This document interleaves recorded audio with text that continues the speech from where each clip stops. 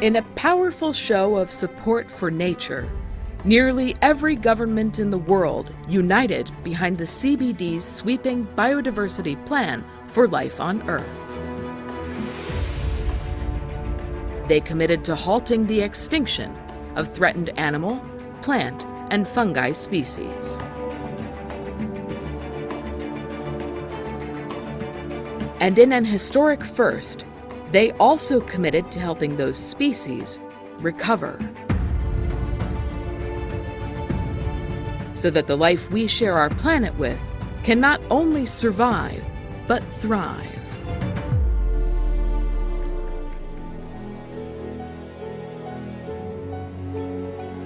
Making these goals a reality will take all of us working together. Reverse the Red is supporting governments, conservation experts, and communities around the world as they join forces to activate tried and tested tools and tie global efforts to local expertise.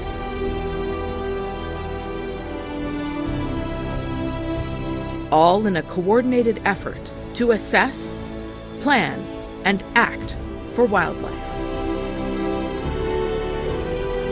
Together, we can save species from extinction.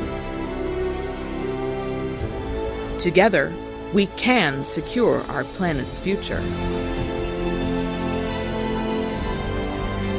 Together, we can reverse the red.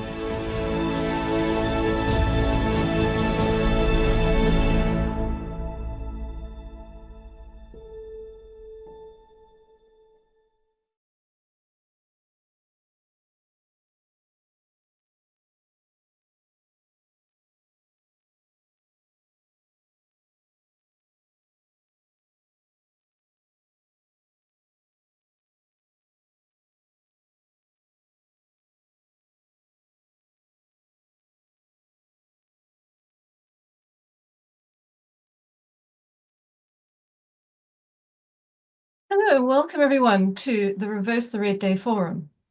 Reverse the Red is a coalition committed to inspiring and accelerating strategic recovery-focused action. It's working to deliver on the Kunming-Montreal Global Biodiversity Framework, Goal A and Target 4. Thank you for joining us here today. We have a fantastic 2 hours ahead of us and some really fantastic speakers. We also have some very exciting announcements to make. Just a few logistics as we begin. The Q&A feature is turned on for any questions you may have for our speakers, so please pop those in there as we go through presentations. Please note that this session is being recorded and that there's auto-translation available through the Zoom platform. We have had an incredible forum taking place already. We've had 3 fantastic forums, very well attended, and discussions so lively. If you missed them, you're going to have to catch them again. Today, we hope to have these discussions and that they're catalysts for even more meaningful discussions between yourselves and your teams and partners globally. So I'd like to start with some of our beginning presentations. And one key initiative for Reverse the Red is supporting the alignment of strategy for species at the national level. Having national scale and national focus strategies are essential to seeing species recovered at pace and at scale. And I'd like to welcome Trong Nguyen, a researcher from the Institute of Ecology in Vietnam, and is integral to a part of Vietnam's team developing the strategy and implementation for threatened species. Well, welcome, Trong. Would you like to tell us a bit more about your role and how Vietnam is approaching species conservation and recovery?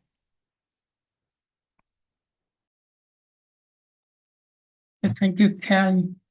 Today, I would like to share with you some example of preserved reverse forest in Vietnam.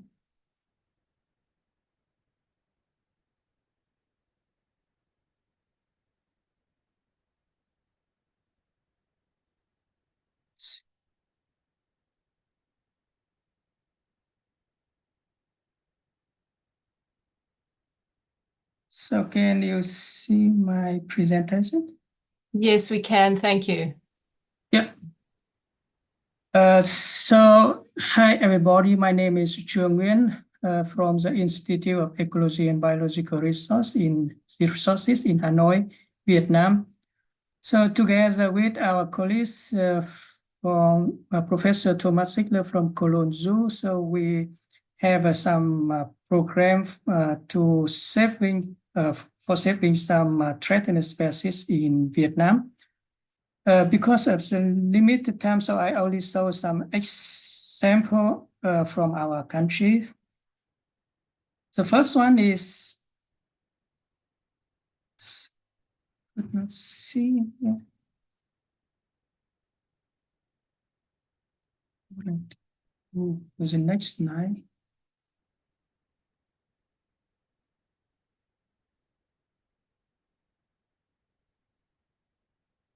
So the first example is the saving the Vietnamese crocodile news. The species is a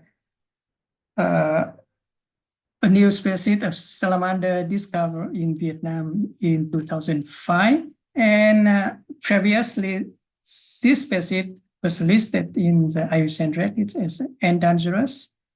But with as a great effort from the management authority and conservationists, at the moment the species was down listing as a vulnerable, and the species is endemic to the northern Vietnam. In the part of 20 years ago, we already conducted some research and conservation activity. For research activity, we study about ecological characteristics and also discover some new population in Vietnam. Together with the students from Germany and Vietnam, we also do some work on population status assessment and threat assessment. We also conduct some genetic analysis and species distribution modeling to find the suitable habitat of this species in Vietnam.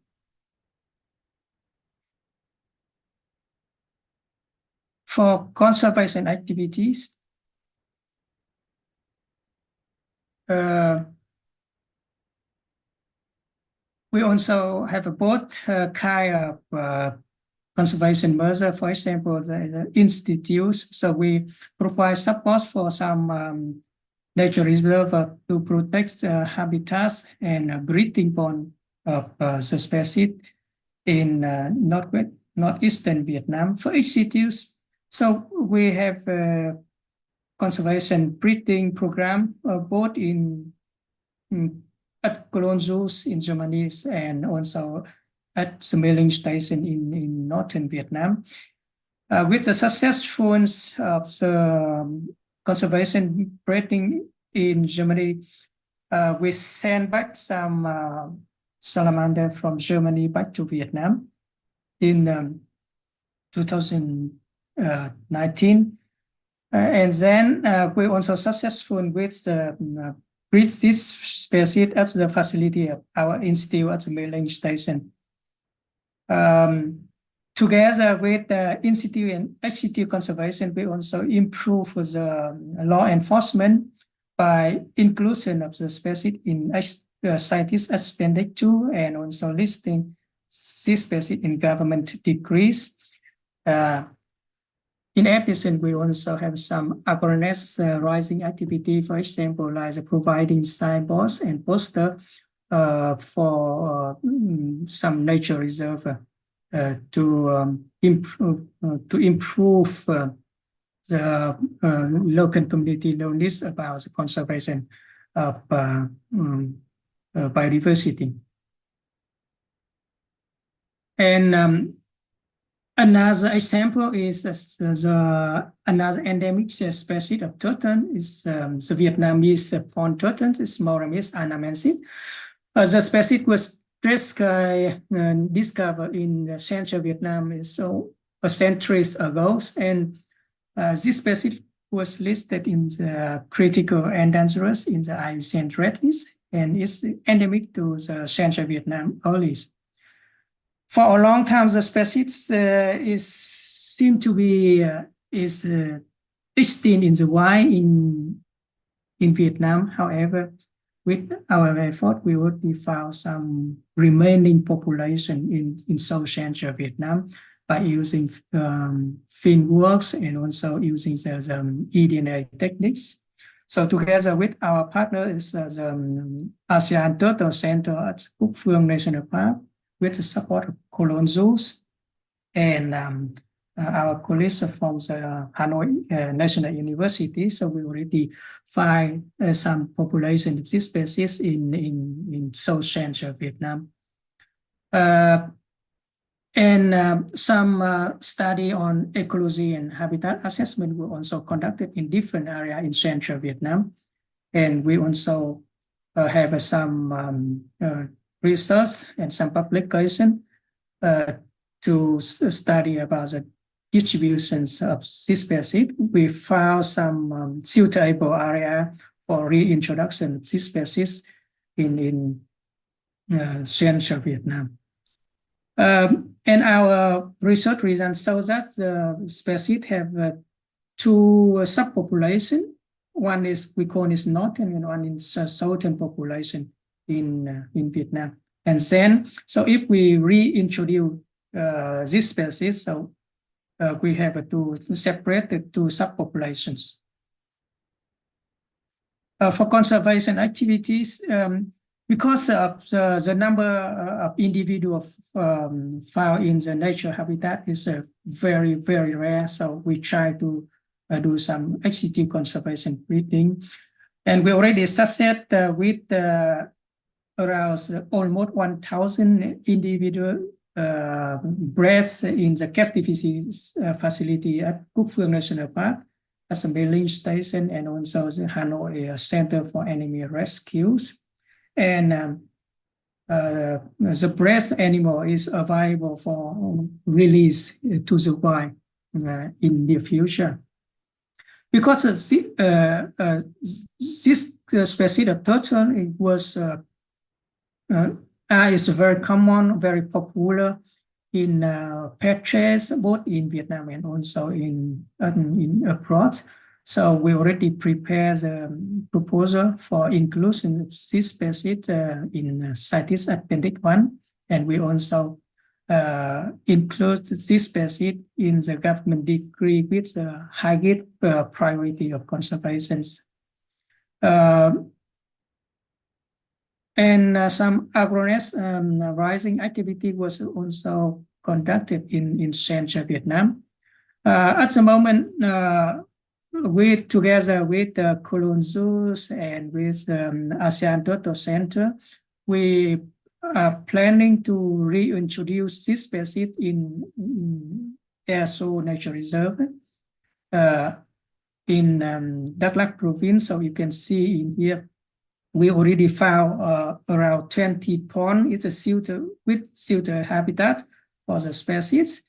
And now we are preparing some document and also checking the poor turtle, so we can release this endemic turtle in Central Vietnam in the end of this year.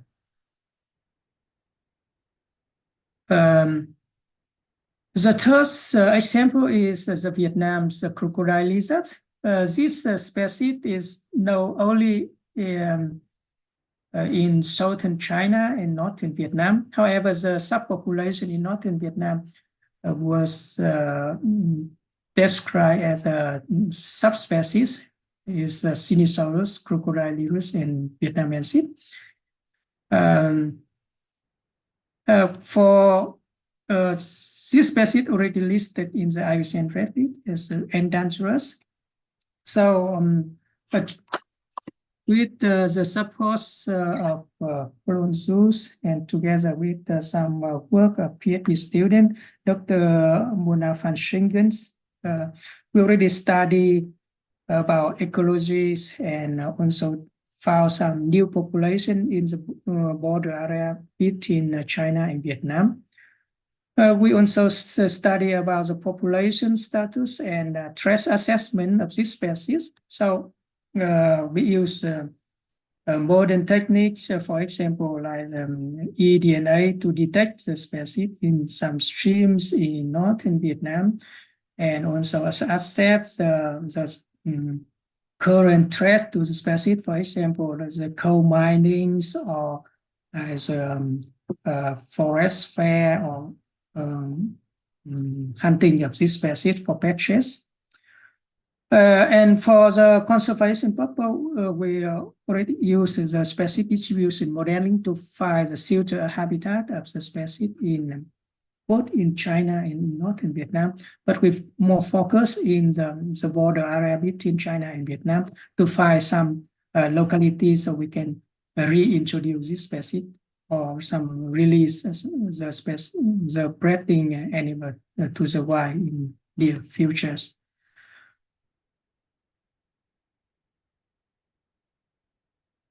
And conservation activity, we support for some protected area like improvement of patrolling activity to protect the natural habitat of this species in northern Vietnam. With this species, we also successful with conservation breeding programs. So a number of individual was bred at Cologne zoos and also at the Berlin station, and we use bred animal for releasing in the future. As you know, the crocodile lizard have a very beautiful color and it's amazing. It's, beautiful color, so it's very common in the pet shop with a high price. For improvement of law enforcement, so we already uplisting this species from CITES Appendix 2 to Appendix 1, and we also listing this in government decrees. And for agronets risings, we also doing some film about the biodiversity of Vietnam and Laos, but with some special focus on some endemic species like crocodile lizards in northern Vietnam. We also provide some poster and signboards you can see in here to encourage the local community to participate in the conservation activity in Vietnam. And at the moment, we also have some big campaign. It's called the Vietnam Amazing. This campaign was supported by IAZA for saving threatened species in Vietnam. The campaign will be lasting for 2 years, last year and this year. The campaign was launched in IAZA meeting in Helsinki in Finland in September 2023. And the aim of this campaign is to call for joining efforts of all partners, particularly the zoo and aquarium in European countries and Vietnam, to protect the threatened or endemic species in Vietnam. So we apply the one plan approach of IUCN for integrations of executive and institute conservations. And at the moment, this campaign will focus on different species. So you can see in here, so black gibbon, some Vietnam pheasants, crocodile lizards, some new and salamander, some fish, also some magnolia snail and other species. But this is the target species of the campaign, but the campaign also try to protect other threatened or endemic species in Vietnam. So for short time, I only want to show some example of reverse threats in Vietnam. And thank you for the support of our partner, particularly the PENSO and also IASA or ZGAPS, and also some Vietnamese organization and institution. And thank you very much for your attention. Thank you so much, Truong. That was brilliant. You are doing amazing work in Vietnam. As part of Reverse the Red Day, our partners have produced videos on their pledges, and we've been encouraging everyone to submit their videos and now to vote on them as we're running a competition on these. And we're now going to show the current leader in this competition. Thanks, Megan. By 2012, only 100 to 250 major individuals of Philippine crocodiles were left in the wild, making the Philippine crocodile one of the most severely threatened crocodile species in the world. Therefore, the IUCN Crocodilian Specialist Group recommended to start an ex situ conservation management program.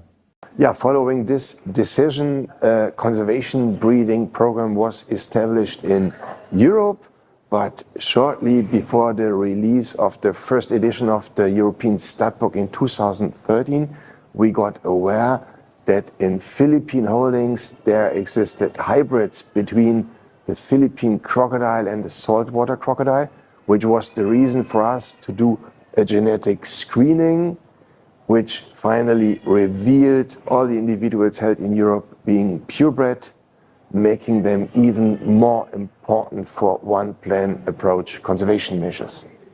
Yeah, in 2013 we had the first breeding success here in the Cologne Zoo, with further breeding successes in other zoos in Europe thereafter.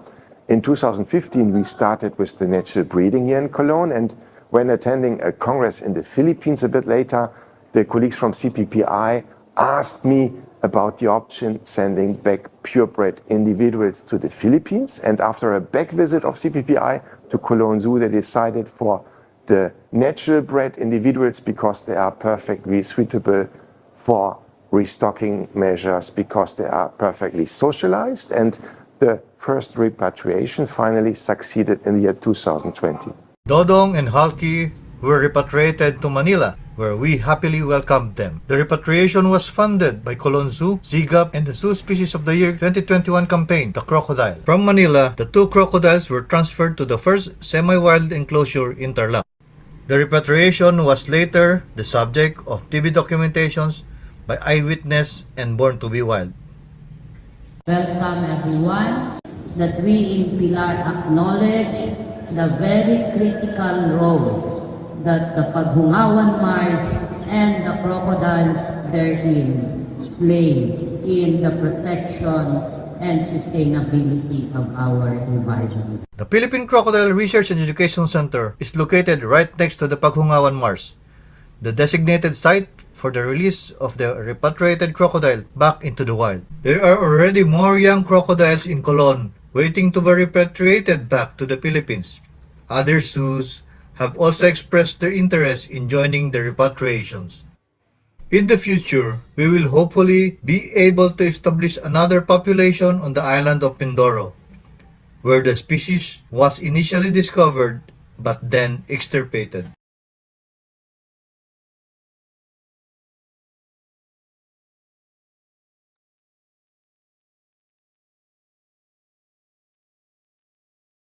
So, as we can see, that's really inspiring and leaves you with quite a great feeling that work is continuing and it's not all red. We are reversing the red. And I do encourage you to watch other videos on the species pledges that we do have. So within Reverse the Red, we often talk about alignment or strategies. And one key element we should all be aware of is the newly created CBD Technical Support Centers. And now I'd like to welcome Mlaudi Chau from South Africa National Biodiversity Institute, or SANBI, known by many, to join us in this conversation and to share a bit more about technical support centers. So over to you, please. All right. Let me try to share.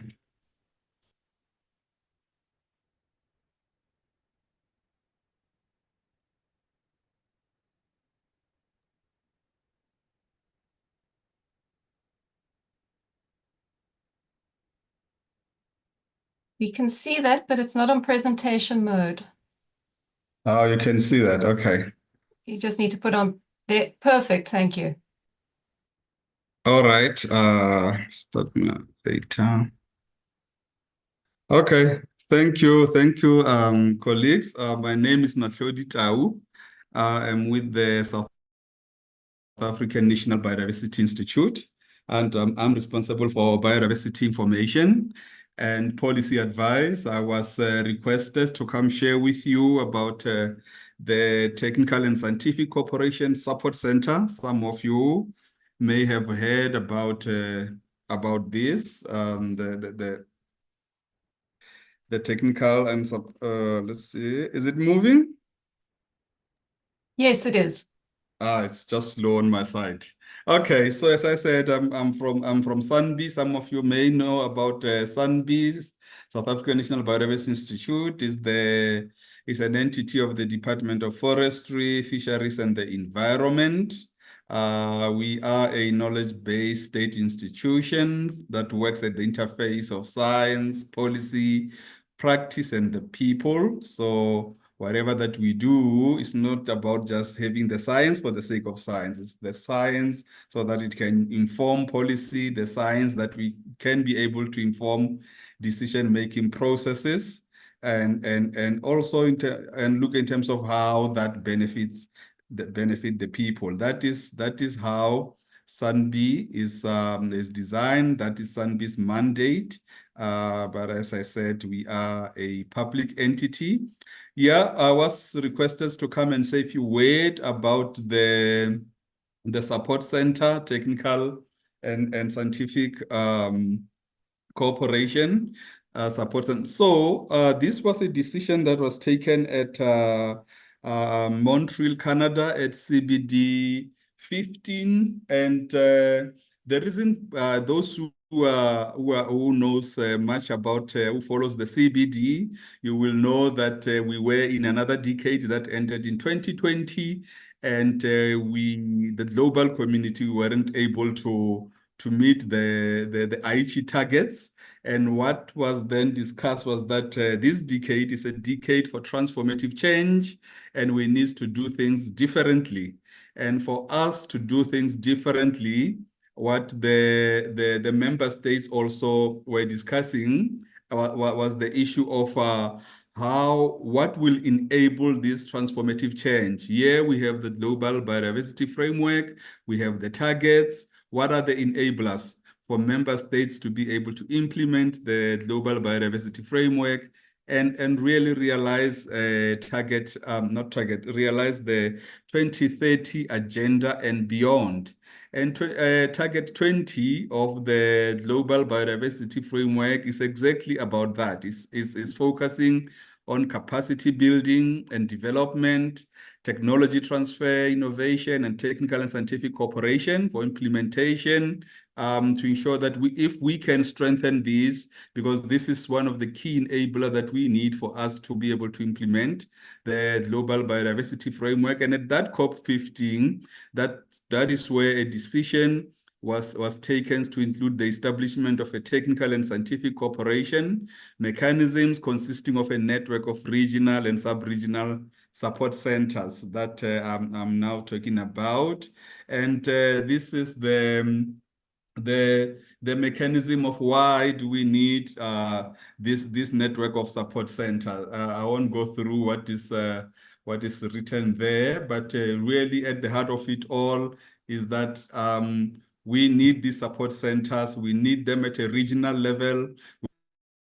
We need support centers that are embedded in the region so they can be able to facilitate the cooperation that's needed, facilitate the technology transfer that is needed. So that's what was being discussed at Montreal when they came up with these cooperation mechanisms. And when you look at this regional and sub-regional support centers to say what is their mandate, what are they mandated to do, you can go through. This is from the decision. I won't read what is there, but what the CBD did was to, when was that? I can't remember. There was a call for expression of interest from organizations in across the world to respond to an expression of interest. And the South African National Biodiversity Institute, we did that. We submitted our interest to also host the support center, and we were our submission was successful, and we were announced last year as part of the other support centers. So in total, there's 18 support centers that we have across the world to support and implement what you are seeing there. I won't read what you have, but I hope you were reading quickly what is the purpose of these support centers. But it is really to do. I can see when I joined here, I saw so many people represented here from across the world. So the support center is meant to do that, to promote partnership, facilitate collaborations, facilitate technology transfer, capacity building, mobilize resources, ensure that there's integration and coordination in the region. Because at the end of it, we want to make sure that we do work together. Indeed, we know that we did not achieve the Aichi targets, but can we do things differently? So the support centers are meant to do that. And we were saying, yes, this support center will be hosted in South Africa by SANBI, and there is the value add to South Africa, but also to the region. As I said, there's 18 of them, and South Africa, we are located in the Southern African region. So these are some of the things that we were talking about. Why the support center? That is important for.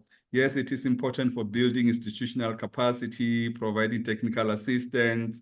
It's exactly what you have seen in the previous slides. It will come with job opportunities. It will strengthen data knowledge generation. That is key. These are the value add of these support centers that we are excited to also be able to host the support center that we have in the Southern African region.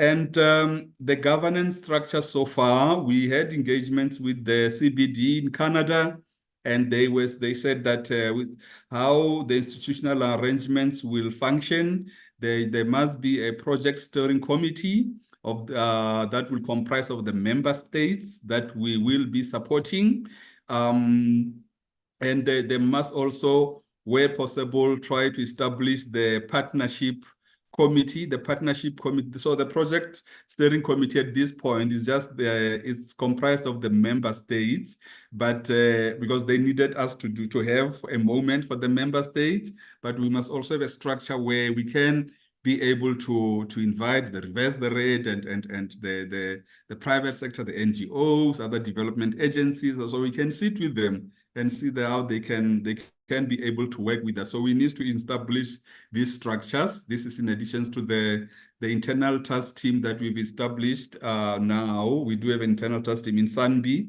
but we are in the process of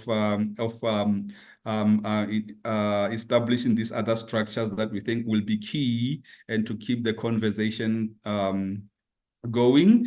What we have done so far in South Africa, as we here as SANBI, as we are hosting, we issued a call for partnership that closed when last week, a call for partnership in the establishment and the operationalization.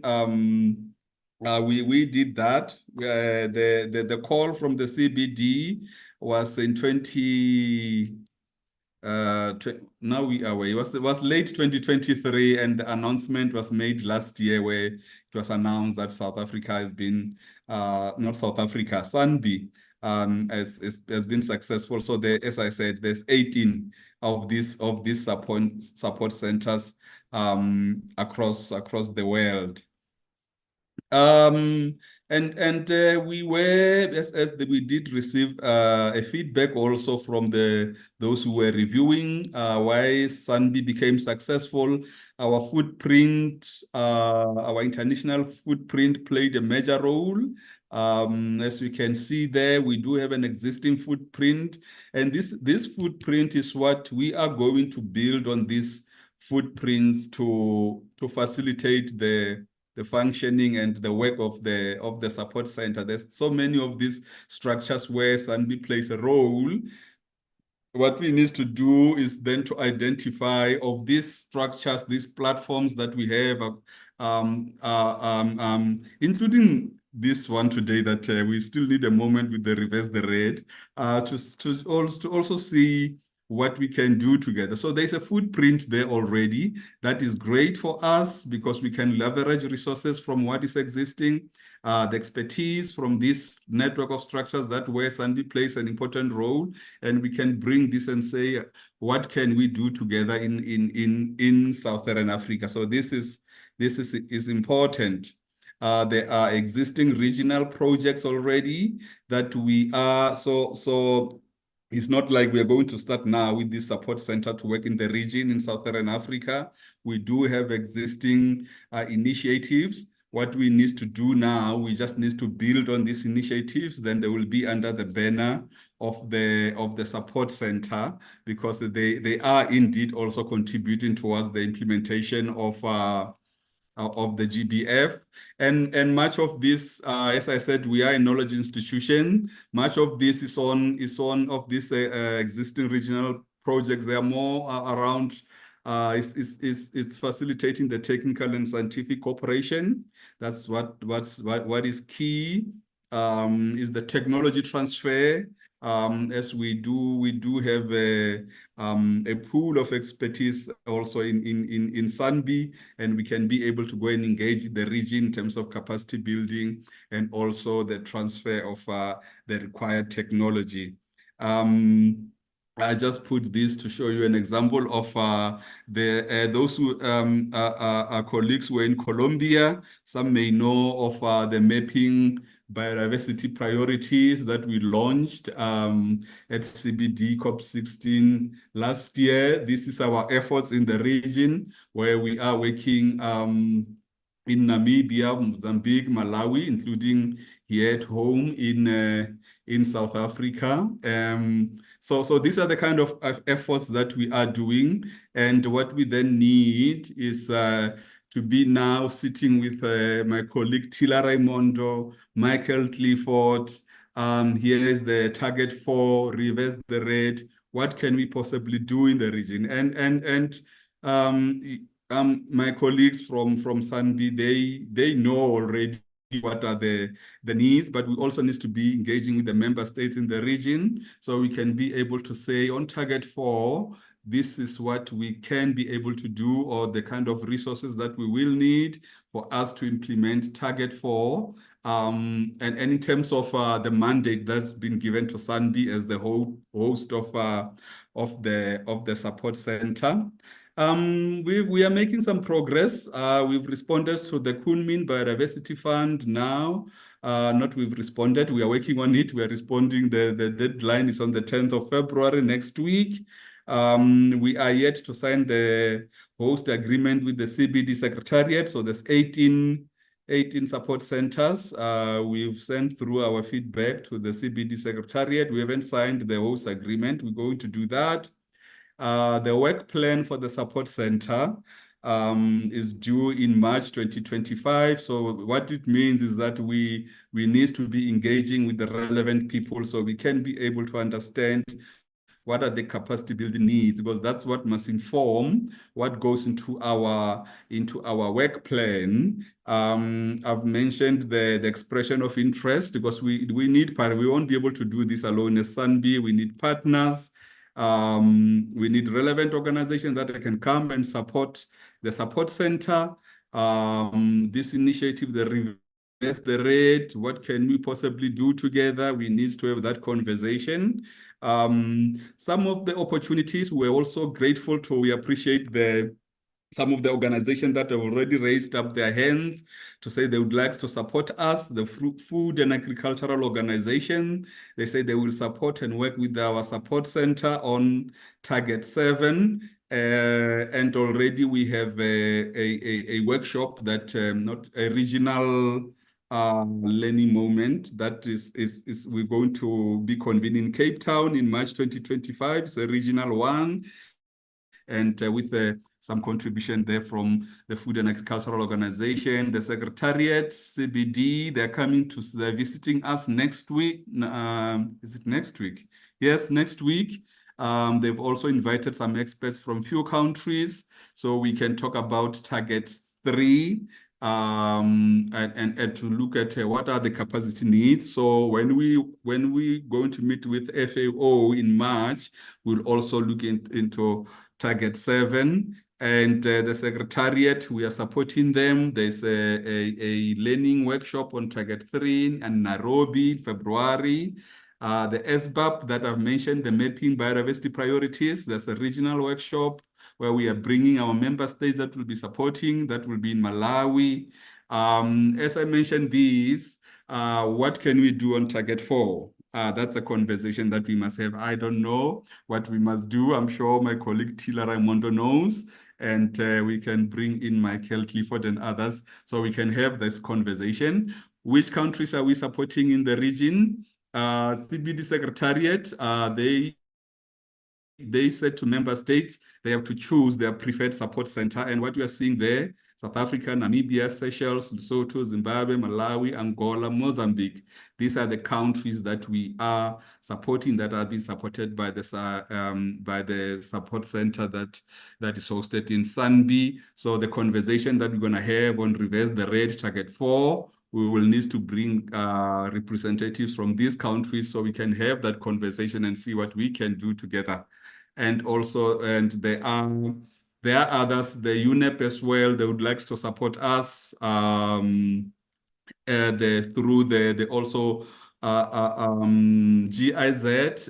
We are engaging with them, the Dutch. We are also engaging with them on the access benefit sharing. The proposals are going fine. The engagements are really promising. So this is where we are at, colleagues. I can't say much about our progress, not about other support centers. So in Africa, there's 5 support centers. As I said, we are in the southern. There are other 4 support centers in the East, North, West, and Central Africa. That is I've already, as I was presenting, I said a lot about what is ahead of us, what we are working on. And now that I know about the Reverse the Red, we need a conversation around the Reverse the Red. Yes, thank you. Thank you so much, Mechlodi. That's fantastic work. And thank you for sharing with us the development of the centers and your plans going ahead. I'd now like to look at our next speaker. And Reverse the Red actively supports alignment of strategies for species conservation at national levels. And working at national level is essential for conservation action to take place in the time and scope required for species recovery and survival. I'd now like to welcome Joseph Onoja, Director General of NCF Nigeria. He's part of Nigeria's team developing strategies for implementation to save Nigeria's threatened species. Welcome, Joseph. Would you please tell us a bit about your role and how Nigeria is approaching species conservation and recovery? Thank you very much, Kali. Can you hear me? And can you see my screen? I can hear you perfectly, and we can see your screen. Thank you. Okay, thank you very much. So so I'm Joseph Onoja, and I'm the Director General CEO of the Nigerian Conservation Foundation. I will take you through the presentation on what we are doing here in Nigeria to help in reversing the red and conserving species and our recovery efforts. So I'll take you through this outline. So Nigeria, we're a population of about 263 million Yeah, and over a landmass of about 900,000, 923,000. And the implication of this, and there's been projected that we are going to be growing again. By 2050, I think we should be much more than that. And the implication of this exponential growth is the demand for nature to meet our needs. And this is causing undue pressure to our biodiversity and ecosystem. So in terms of our taxonomic groups in Nigeria, about 5,000 species have been assessed. Out of that, 503 species are threatened, as you can see the breakdown there. And so in terms of our threatened species, we have the iconic for us, the elephants, both the savanna elephants and the forest elephant that has been recently reclassified, which made it critically endangered. We had large carnivores like the West African lions and leopards. We also have the Cross River gorilla, the Nigerian Cameroon chimpanzee, the red cap mangobe, and the Niger Delta red colobus, the putti monkeys, and others. And we have also threatened bird species, especially the vultures. So if the vultures that occur here in Nigeria and other parts of West Africa, almost all of it are endangered, apart from the palm nut vulture. And we also have the endemic and the endangered Ibadan malimbe. In terms of our flora species, Pterocarpus is one of the very thorny species that we have.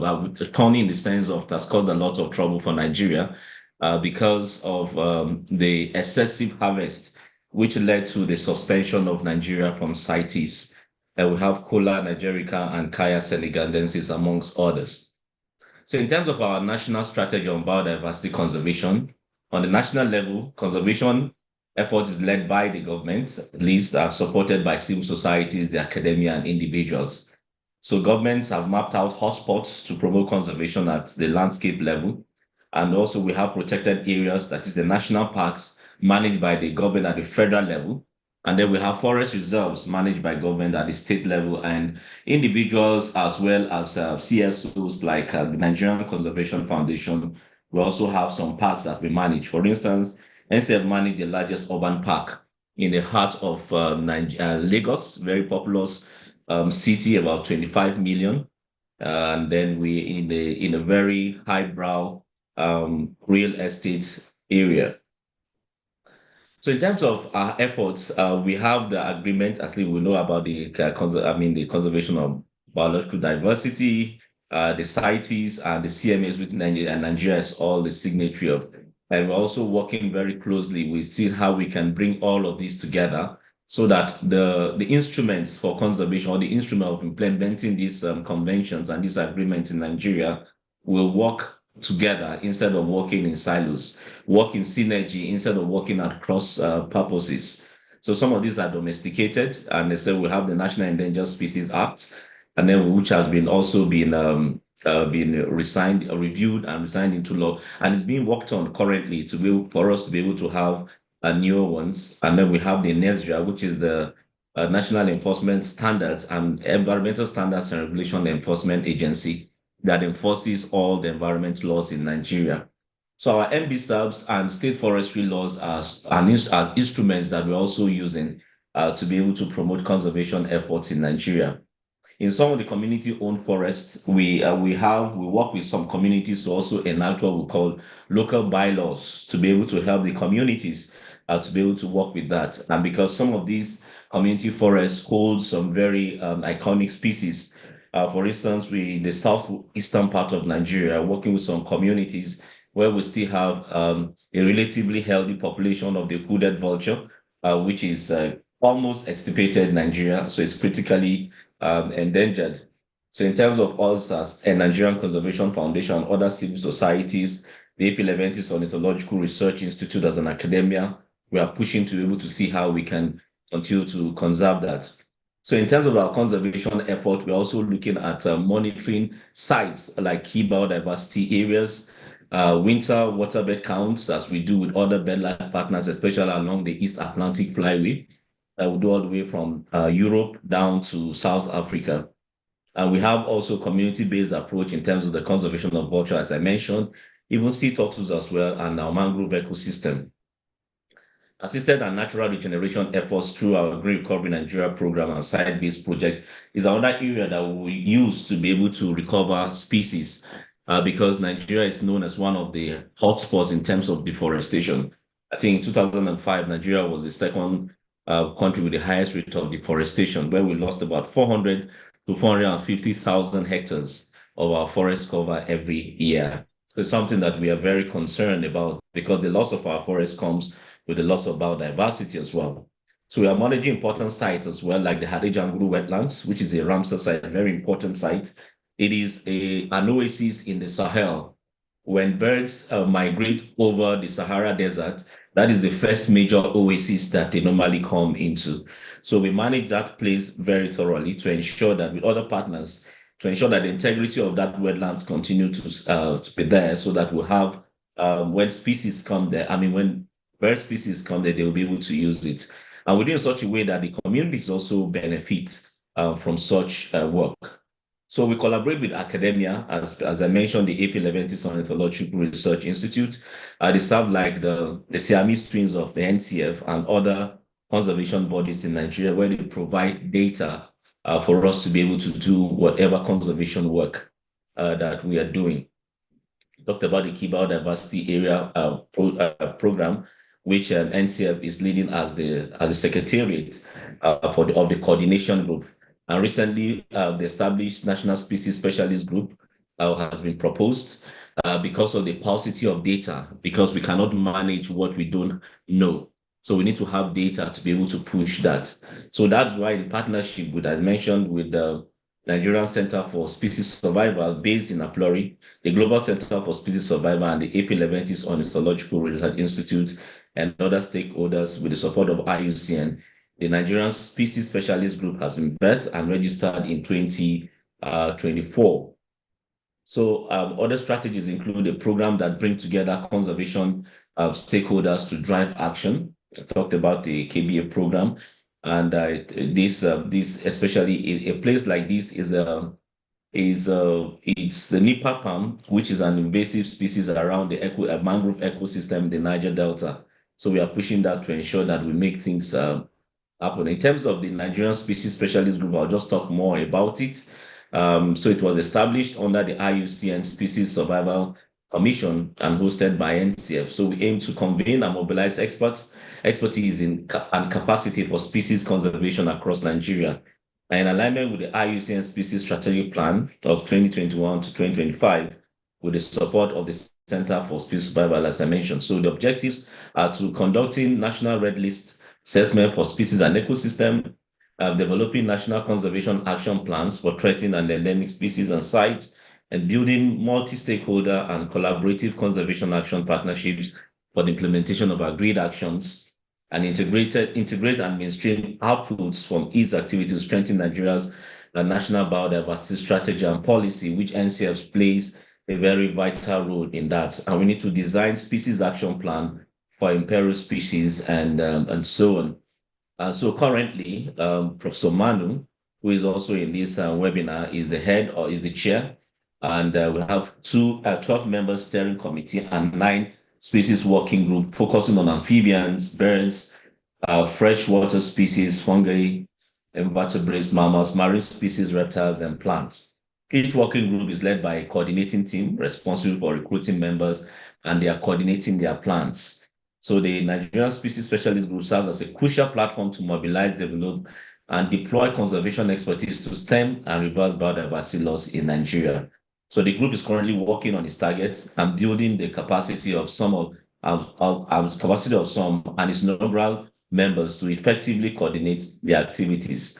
So the overall outcome is to assess the uncertainties that surround national data on species and ecosystems. As I mentioned earlier, we have just 5,000 species that have been assessed, and out of that, 503 are endangered. So we have much more species that have not been assessed. So many of Nigeria's species are data deficient. So we need to know what we have before we can even think about reversing the red on that. If they are actually red, then we need to start working out and bringing out actions that will make that happen. So this we use to engage communities, states, and that is subnationals and national government that enact and enforce the relevant laws necessary for species and site protection. So as Nigeria, these are some of the things that we are doing to ensure that together we're able to reverse the red in Nigeria, do what we ought to do as Nigerians, and ensure that our species are protected and our species are safe. Thank you very much for listening. Thank you so much, Joseph. And the work that you are doing in Nigeria is truly inspiring. If I could ask you to just stay on and perhaps put your camera on, I'd also like to invite Mkhlodi and Truyong back on stage or screen. As I just have one question for the three of you, and to say thank you so much for sharing your knowledge, your experience, and your work with us today on the forum. So the question I have for all three of you is, what is the key lesson that you've learned that you would pass on to others doing similar work? Joseph, I've got you in the center of the screen. You've just finished speaking. If I could ask you to answer that first. Yes, thank you very much. So one of the key lessons for us is partnership. Because we can't do it alone. I mean, there's so much work to be done. And that was what led us into establishing the specialist group. Because, there are a lot more things to do. And people are doing things at different levels and at different scale. So bringing everybody together under an umbrella nationally will help us to be able to synergize and see how we can put things together so that everybody's efforts will be emphasized and will be upscaled by other people's efforts. So for us, partnership is something that we have seen that it works, and it can also help other regions as well. Thanks, Joseph. And so true. Partnerships are the way to go. Truyong, if I could turn to you now, what is the key lesson that you've learned in Vietnam? I think I also have the same idea with Joseph's. That's the most important is the collaborations. Collaboration not only with the scientists, conservationists, and management authorities in our countries, but also international cooperation between the Vietnamese partner and also the partner in abroad. The lesson in here is that we have a great support and sharing the knowledge between the German partners and the Vietnamese. So, for example, like for captive breeding of threatened species, we already get a lot of experience from experts from Cologne Zoos. And for the financial support we get from different sponsors. For example, like the EASA campaign is the extending our works. For example, between our institute and Cologne Zoo, we have a long-term cooperation since 2008 up to now. We do some small steps first, and then we extend the first with only few species, but at the moment we can do the conservation activity for more than 20 species in Vietnam. And the first with only some amphibian reptile species, now we extend to different groups, for example, like the gibbon or langur or something like that in the whole countries. So I think the most important is the sharing the knowledge and also the long-term collaboration between the institutions and between the scientists and management authorities. Thank you, Truyong. And that's, as you say, partnerships, collaborations, and across different sectors, long-term. We're in it for the long term. Thank you. Mkhlodi, do you have your key learnings that you'd share with colleagues from your learnings in South Africa? My colleague Tila Raimondo's here, who's leading the work, but I can say from the work that we do around biodiversity conservation, it's to be able to make the case for because we need support. We need the partners, the relevant partners. We need the buy-in. You will not get that if you do not make a case of why do we need to reverse the red. And in the context of developing countries, in the context of South Africa, when you talk of initiatives like this, why do we need to reverse the red? What does it mean to reverse the red, and how does it link to our developmental context and the priorities that we are working on? How will reverse the red contribute towards is our developmental agenda, right? So you will need to find that linkages just to be very strong linkages for you to get the tip that you need. Beyond just the science, but it's the reverse the rate. What does it mean for us? How does this initiative, what does it mean to the society? All of that is important when you embark on a program like this one. Yeah, thanks. Thank you, Claudia, and totally agree. And thank you all three of you for your wonderful presentations. I can't believe we're halfway through our forum today already. It's time flies when you are really listening to these interesting presentations and having fun. So thank you, gentlemen. Really appreciate it. I would now like to welcome Michael Clifford, Reverse the Red Strategy Director, to talk briefly about the Reverse the Red 2030 strategy and some key initiatives that are going on this year. So Mike, over to you. Awesome. Thank you so much, Carly, and thank you to all of you for presenting. Really, a lot of what I have to say is going to build off of what each one of you just shared. And so you talked about partnerships and the importance of partnerships, and we could not agree more. We really believe that together we can reverse the red, but that also means it's going to take all of us. And so for those of you who don't know, Reverse the Red is a global coalition that's committed to accelerating strategic recovery-focused action for threatened species. We do a lot of work to both support the kind of species level efforts, as well as supporting countries delivering on Goal A and Target 4. And so the good news, to start with some good news, is we do know how to recover species. You've heard stories from Vietnam already today. We have the science, the technology, the tools, the knowledge, the collaborations. We've done it before, we know how to do it, and we're continuing to do it. Now, the invitation for us as this global community is, can we do it at a pace and a scale capable of overtaking the current biodiversity loss that we're experiencing? So as a coalition, we're made up of all sorts of different organizations. We have universities, we have NGOs, CSOs, government organizations, paragovernment organizations.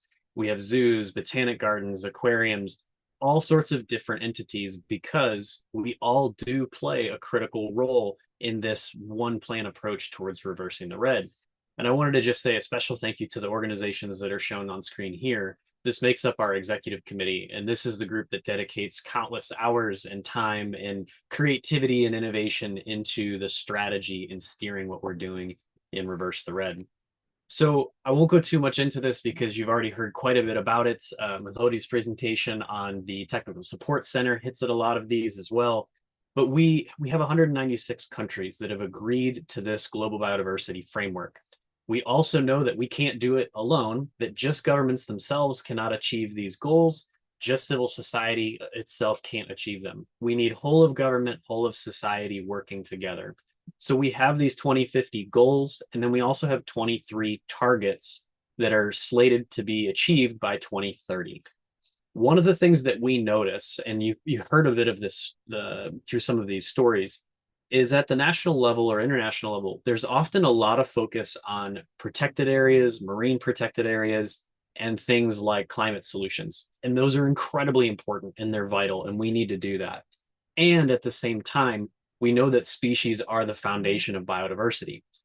Protected areas that simply exist without kind of the infusion of biodiverse life and tackling some of the urgent management actions that are needed for species still does not achieve biodiversity recovery.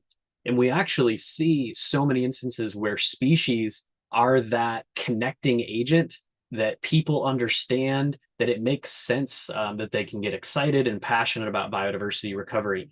And so thinking about species as the foundation is so critical. And then another thing that's positive is that when it comes to the species elements of Goal A, specifically Target 4, is we're not starting from scratch. we have so much work that's going on for species. We have thousands and thousands and thousands of actions currently happening for known threatened species. Our challenge is making sure that those actions are aligned.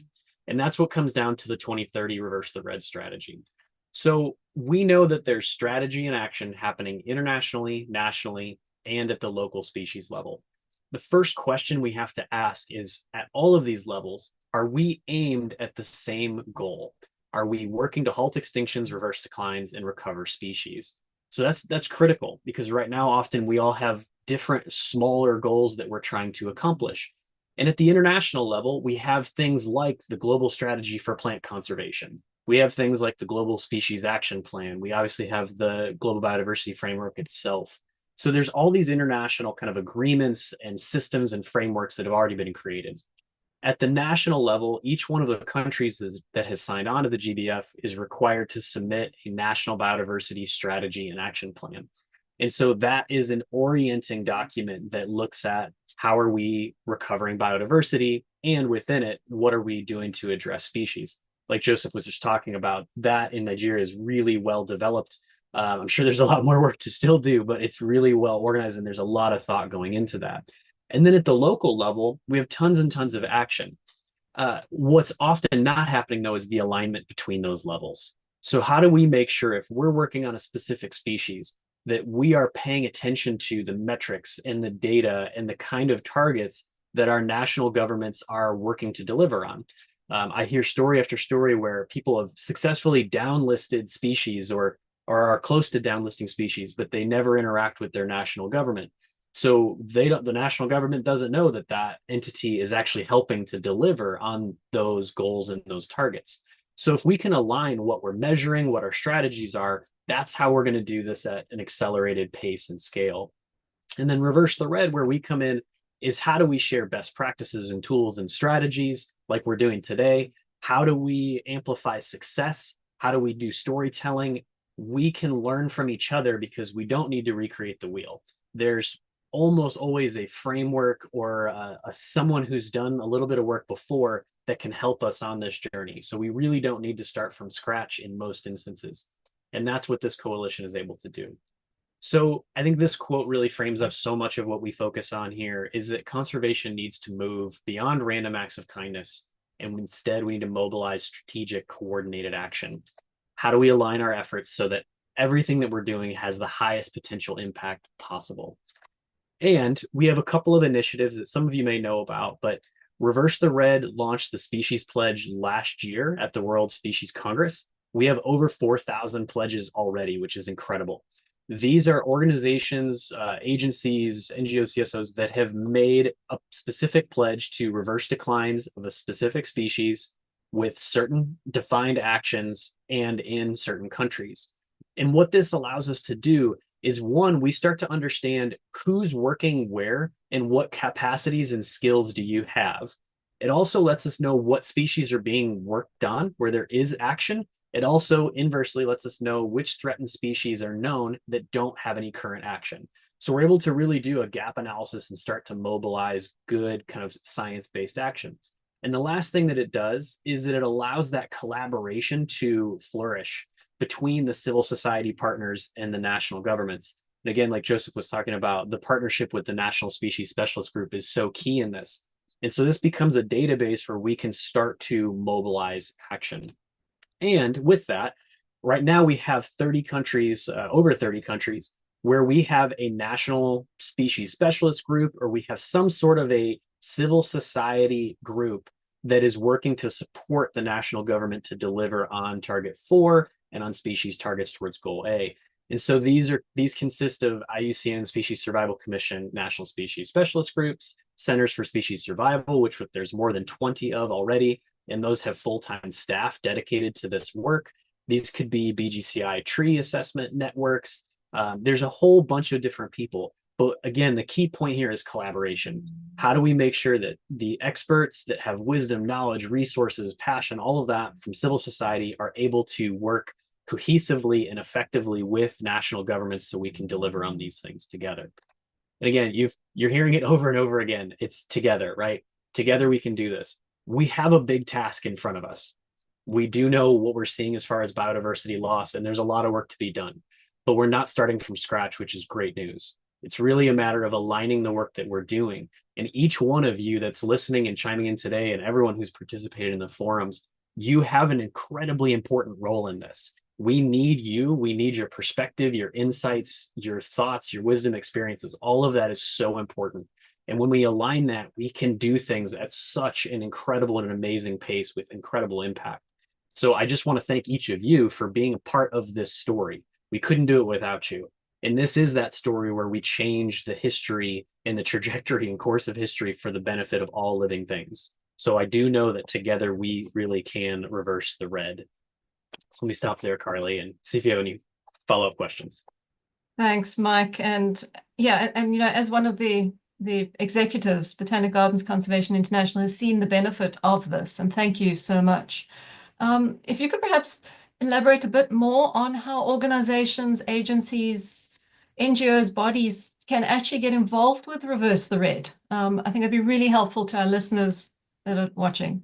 Yeah, absolutely. So if you're at kind of a species level operating, submitting the species pledge is one of the absolute best ways to connect, because it lets us know what work you're doing, but that also then gets connected into these larger discussions and collaborations that we're doing. Letting us know what you're doing is critical. I'm happy to always put our email and things. Megan or I would love to connect with anybody. And then if you're coming from more of a government or a governmental agency, we're having active conversations with a lot of different governments and paragovernment organizations and technical support centers to look at what kind of support do you need. We're really fortunate that our coalition is big and broad, and we have a lot of expertise, but we need to know what you need. So by engaging some conversation with us, we can start to do a little bit of pairing and matching you up with some of the resources and technical expertise that you might be looking for. Great, thanks, Mike. And I know we have some exciting news to share. Would you like to tell us a bit more? I would love to share the exciting news. So we can officially announce that we are hosting the Reverse the Red Species Pledge Accelerator Award. So as we've gotten to know about so many of the pledges and the amazing work that's going on, what we continue to hear is we just need that boost. How do we do it a little bit faster, a little bit bigger? How do we apply innovation? How do we kind of do some rapid work on something? So we are really excited that we've put together this award. So for anyone who's submitted the species pledge, particularly for a extinct in the wild, critically endangered or endangered plant, fungi, or animal species, you can apply for the award, and the winners will receive an entire suite of support. So you'll get marketing support, storytelling support, networking, and we've got some amazing global partners that are going to highlight this work. You'll also get strategic and collaborative and technical support from us, and you'll get some funding support to actually put some dollars into the work. So we're really stoked about this. It'll all be officially put out here at the end of the month, and the pre-applications will go up here. So if you haven't done your species pledge yet, this is the right time to get it in so that you're eligible for the Accelerator Award. And we're just really, really stoked to be able to provide, more than just financial support, but an entire suite of the things that we know it really takes to see movement for species recovery. Great, thanks, Mike. And yeah, echo your words. I encourage everyone to make a pledge and apply for the award. And in my own sector, because I'm a botanist, I want to say plants and fungi, please go for it. Yes, we will award plant, fungi, and animal awards. So it will be for all kingdoms. Fantastic. Well, thank you, Mike, and thank you for running Reverse the Red Day. It has been absolutely brilliant. We're going to go into a panel discussion now. So thanks, Mike. I'll excuse you from your duties now. And I'd like to go into a deeper conversation about how all of this connects together. And I'd like to invite 3 people to join me on screen. Andrew Mooney from the Dublin Zoo and part of the Center for Species Survival. Carolina Constellanos Castro from Humboldt Institute in Colombia, and Javier Alumnia from the National Species Specialist Group of Spain. I think Mike put that all together just as a real tongue twister for me to go ahead. But yes, if I could have my 3 panelists up. And I'd actually like to start by asking each of you to describe your role and that of your organization in species conservation. And Andrew, if you could kick us off, that would be great. Thank you. Yeah, thank you so much. So I'm Dr. Andrew Mooney, and I am the Senior Conservation and Science Officer based at Dublin Zoo in Ireland. And there I oversee all of our local, national, and global conservation efforts and support from the zoo. And then I also coordinate the Centre for Species Survival Ireland, which has a full-time team based here at the zoo, focusing on Assess Plan Act at a national level. So we're a nationally focused Centre for Species Survival. Great. Thanks, Andrew. Carolina, would you like to introduce yourself, please? Yes. Hello, Carly, everyone that is watching. Well, I'm the head of the Center of Biological Collections and Species Management at the Humboldt Institute. We are based in Bogota, Colombia. So we're a research institution linked to the Ministry of Environment. So our role is to provide technical support to environmental authorities and all the stakeholders involved in conservation. And in the Institute, I've been working for 10 years in species management, mainly plants, my specialty, but with my team in all taxonomic groups. Thank you, Carolina. And Javier, could you introduce yourself, please? Yeah, thank you. I'm Dr. Javier Almunia. I'm the director of Loro Parque Fundación and also director of the Center for Species Survival Macaronesia. Well, our organization is mainly working on biodiversity conservation worldwide. We have been working for 30 years, supported over 280 conservation projects, ex situ and in situ, and invested over $30 million. And we have been able to downgrade from the red list 12 species of parrots. Thank you, Javier. So my first question to the panel is for you, Carolina. It's a huge challenge to meet with stakeholders that care about species. How do you at the Humboldt and in your work go about doing this and bringing them all together? Thank you, Carly. Well, and similar to what Michael was saying, some very exciting scenario in Colombia is there is lots of people working in species conservation, and that is a challenge because how do you approach all those different stakeholders? And one thing that I think is very relevant is that it's important to strengthen and empower the existing partnerships and institutional bodies. For example, in Colombia, well, more than 30% of the territory is managed by collective territories, indigenous community, Afro-Colombian groups, rural communities. So that is one of the very relevant level of stakeholders that we need to approach.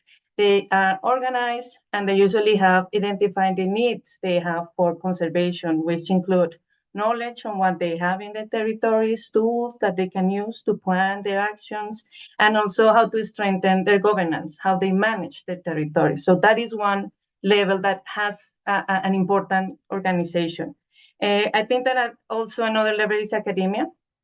In Colombia, and I imagine that in many other countries, there are associations of very or large taxonomic groups. So we have organizations that include mammals, fungi, plants, reptiles, amphibians, and they are already organized and have or bring together different academic specialists. Some of them were that participate as members of the specialist group of the IUCN, and we approach them as an association because that also allows them to get into an agreement, share information, share experience, and reduce the possibility of duplicate efforts. And in addition, on a more governance level, there are institutional bodies, committees, and other type of tables of discussions when they bring together different types of stakeholders. So I think that would be one of the first lesson that we have to learn, or that we have learned at the Humboldt, is that we need to be active in those bodies or associations to bring them together, share information, and also share experience. That would allow us to have a more broad picture of what is needed and what is our role, and how also we can communicate between the different stakeholders. We focus a lot on the science policy interface, how we can communicate one information or needs to those in charge of producing policy or normative that allows others to take actions. Thanks, Carolina. And I think, and Mike said it as well. There's a lot out there already, and strengthening that. And as you say, being part of it, then you can actually promote it and then enhance partnerships. So thank you, Carolina. Now, Andrew, I have a question for you. So we often see a gap between conservation actions that groups are taking and alignment with government goals and strategies. How have you gone about trying to close these gaps? And how do you think we can be more strategic in our species conservation? Yeah, I think bridging the gap between this kind of direct conservation action, which is something that we as a zoo would see ourselves as quite involved in, both through our actions here at the zoo, but also through our conservation partnerships across Ireland for native species that we're supporting.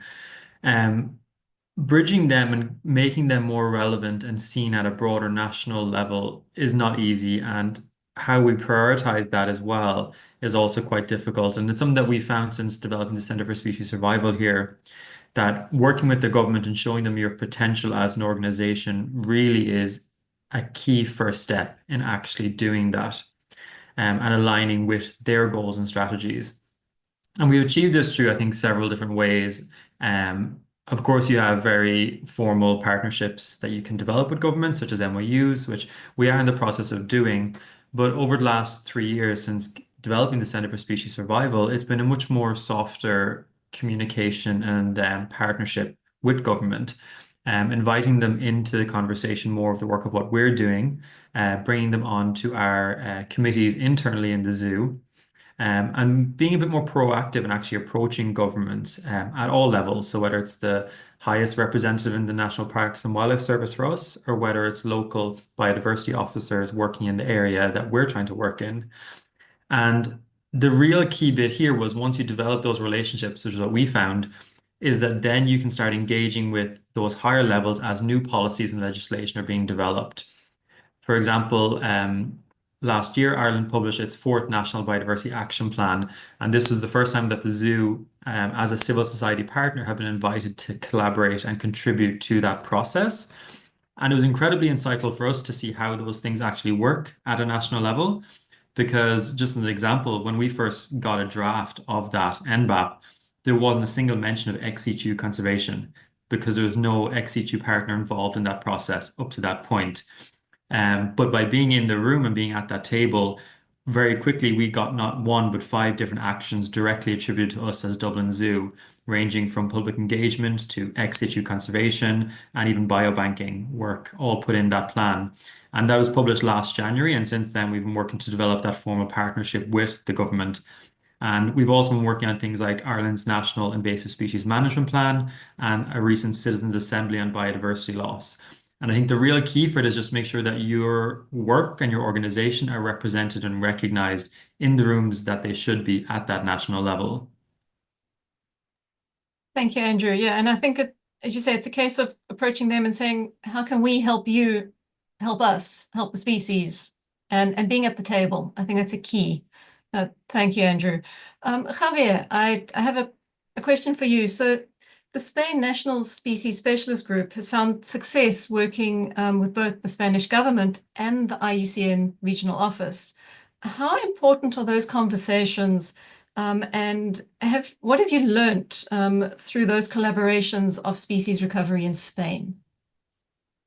Yeah, well, as you say, Curly, it is important to understand that in Spain we had a Spanish committee of IUCN, which was gathering all the members of IUCN in Spain, and that has been a forum for advocacy since many, many years. So they have a very well-established network of people that is working in conservation.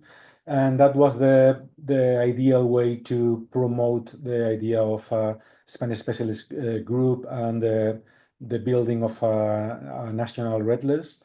So we contacted with the Spanish committee and suggested them to start working in this Spanish specialist group.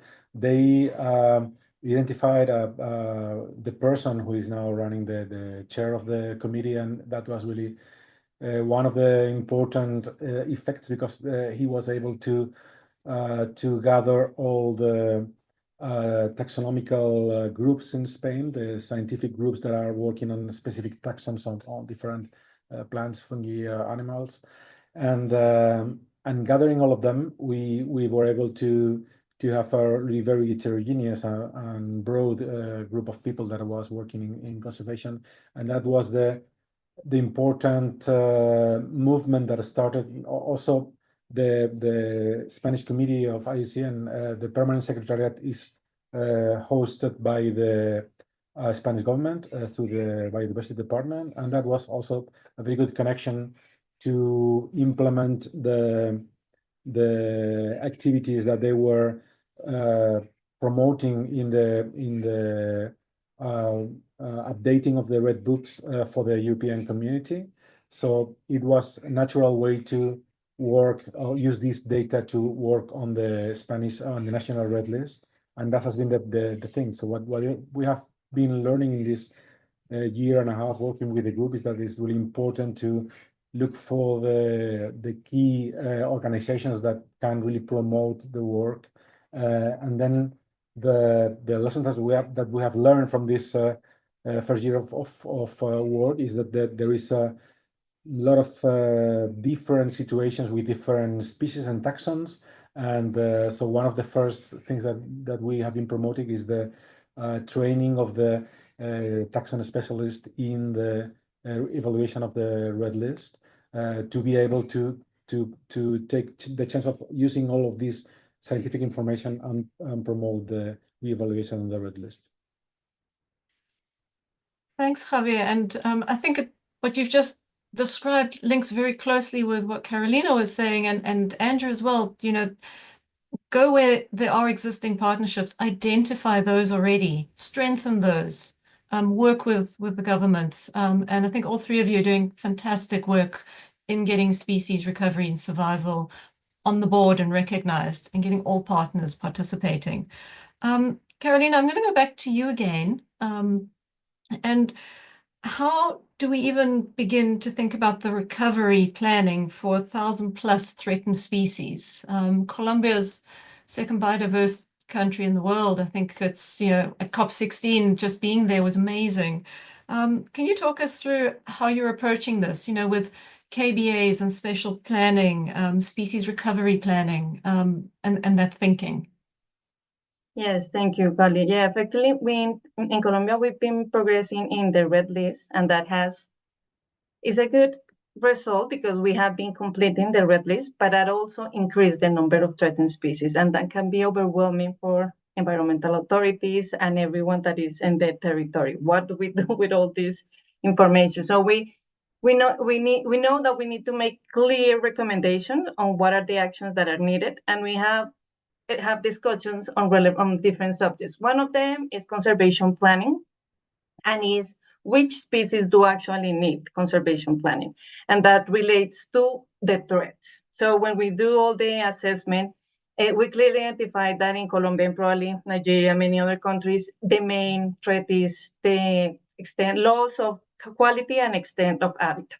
So we need to focus on that threat particularly, and for that one, we may not need planning for all the species, but a good spatial planning that prioritizes sites where we find the species, and then is where we come to the KBAs. So we finished last year like a comprehensive assessment of all the KBAs that were in the country. We didn't increase the number, but we did increase considerably the number of species and the representation of different taxonomic groups. So that was great, because then in one side, you can approach different taxonomic groups that can be found there. And that was a great result that we had. On the other side, we're focusing on conservation planning of larger groups that have been comprehensively assessed, like trees, and it is happening in other countries. And also we're thinking on ornamental plants, timber species that need direct actions that, you know, like working particularly on the habitat is not enough. And we need to have actors articulated in those species. And also in those large groups, then we have to prioritize those that require immediate action. So in this, at least with these steps, we can give those stakeholders that are working at the local level, like civil society and others, more clear priorities, so the efforts can be directed to those that need these actions. Thank you, Carolina. And I'm recalling the first set of presentations where we had a lot of ex situ conservation of species for Vietnam, for instance, that they did their planning and then realized they need these species. They brought them in from ex situ. So you can see the tie-in with spatial planning and the need for in situ conservation and habitat. And then, as you're saying, you need those ex situ bodies, the zoos, the botanic gardens, to bring the material and the species back. So yeah, it's tying in the full circle. We need the assessments to prioritize, to plan, and then act, and it's everything together. So thank you. I have a question now for Andrew. So Andrew, why do you think data is so important? How do we not get lost in data collection, management, and then action, and particularly from your perspective at Dublin Zoo? I think there's a couple of points to this. So at a national level, it's very easy to get lost in data because in so many cases, there's so little data available to begin with. In Ireland, all data for biodiversity is collected and stored through the National Biodiversity Data Centre. But for most species, there's practically nothing in there. However, for other species, the more, I guess, sexy, charismatic ones, we're swimming in data for them. And you do run the risk of actually just recording a species into extinction. And for us at the zoo, working through the Assess, Plan, Act cycle, the idea of moving along that process is really what has been key for us.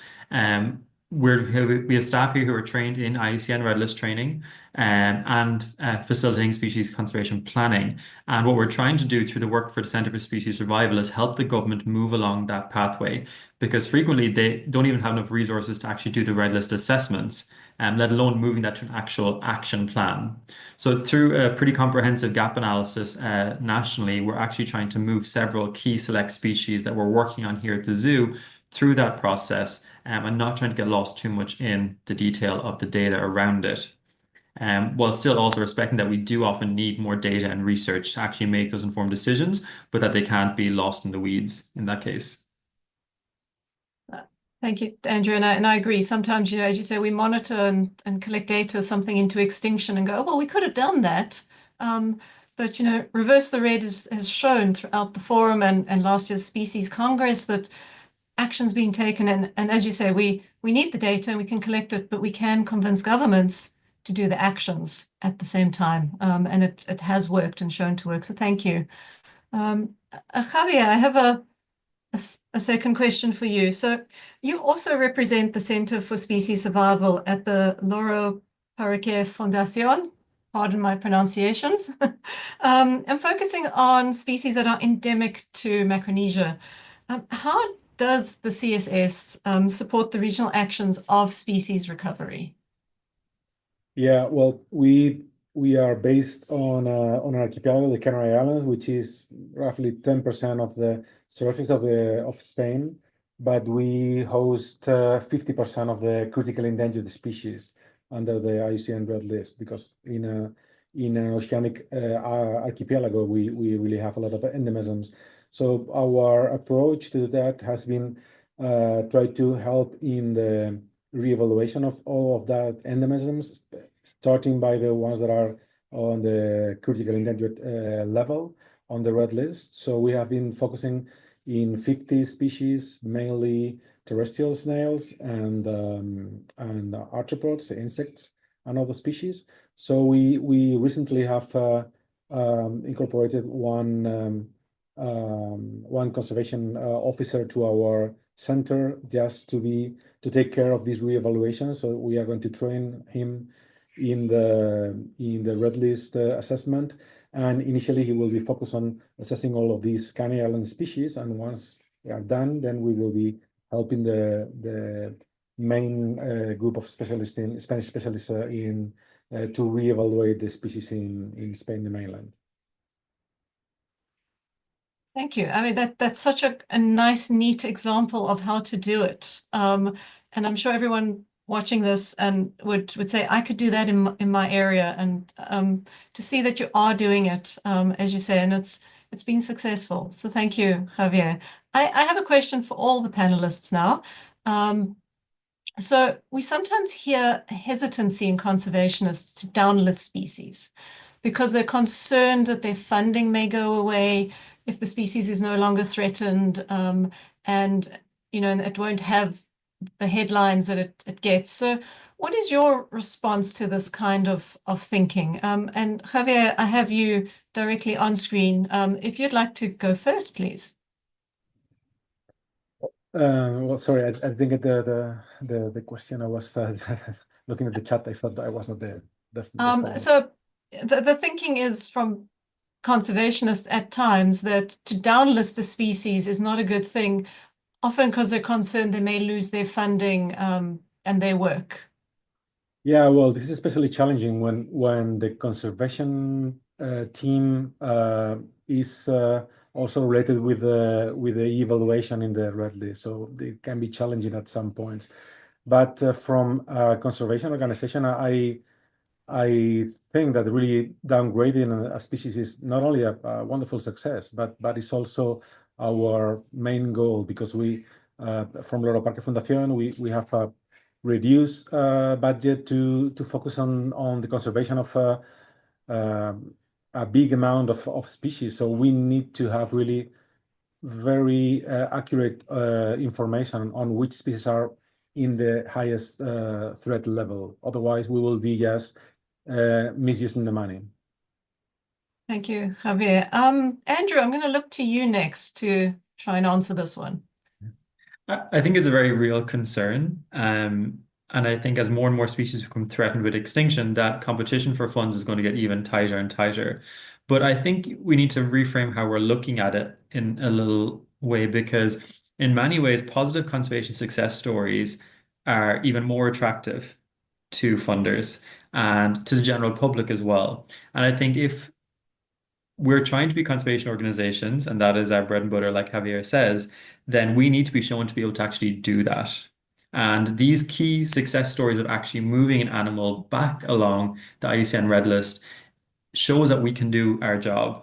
And by showing that we can actually do our job and do it effectively and actually bring species back from the brink of extinction means we have credibility, which I think is a really key part in securing funding in the future. So I don't think it's necessarily a bad thing, although I do understand where the fear is coming from. But ultimately, I think it just adds credibility to you and your activities on the ground. Thanks, Andrew. And yeah, I totally agree. I think it shows that we succeed and we're doing our job correctly. And there's another species, unfortunately, to move on to, but we have had success. So thank you. Carolina, what is your view on this? Yeah, no, I agree with Andrew and Javier. And what I would add is that if you implement like an integral conservation action, then you will be tackling what are the threats that are behind the species, no? Like if there is governance, if it's related to an unsustainable use. So if you're actually approaching those, then and the species is going okay, then you're going to be fine, because you're going to be happy that you left the site and you left the conditions you control and involve the stakeholders in that. So I think that would be a great success, to know that we involve all the people that need it. So we tackle the reasons behind the threats. And then also, as Andy would say, that we can replicate this in other places because we had an effective and successful result. I think those are like great reasons why it would be a good idea to downlist a species. Thank you, Carolina. So I'm going to move to some questions that we've had that have come in from our audience. And the one is, so we have approximately 50,000 species threatened with extinction that we currently know of, more perhaps coming in as assessments are done. And we know how to recover species, but we need to be doing it faster. So what are some of the best examples of accelerated recovery that you have seen? Carolina, I'm going to start with you. You've just spoken. Some examples of accelerated recovery. Well, at least in Colombia, we recently had like a panel discussing, well, what are the lessons we had and what are the good examples. And I think we had good examples regarding birds and other mammals when the quality and the extent of the habitat was improved in restoration actions. I mean, it's more difficult to see an increase in number of individuals or some characteristics of the population, but it's easier to see why the species are using more habitat. I mean, that they have more where they can extend their populations when the conditions are well and when you are reducing the threats that they have, for example, in the quality of the habitat. So I think those are actions that can be seen in a shorter time and where recovery can be measured and maybe seen for like to report it and share with others in experience. I will call these two examples. Thank you, Carolina. Javier, do you have examples of accelerated recovery?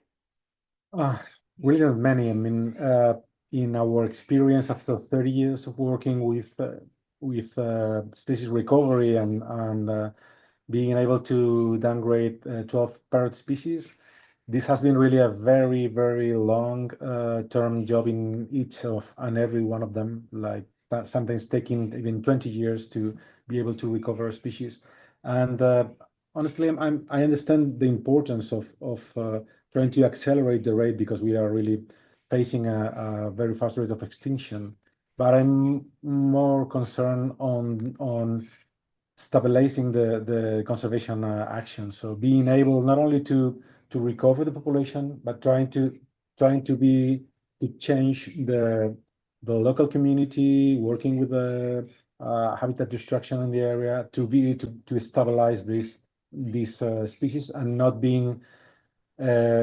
making necessary to come back in 10 years time to do another time the same job. So I will also focus on maintaining the effects. Thank you, Javier. Andrew, accelerated recovery? I fully agree with Javier, and I think in most of these cases it's a marathon, not a sprint, trying to recover species.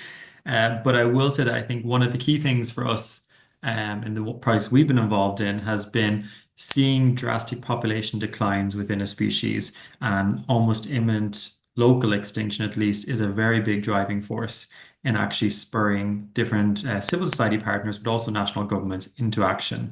So one project we've been involved in at the zoo has been for breeding wader populations, covering 10 different species of birds.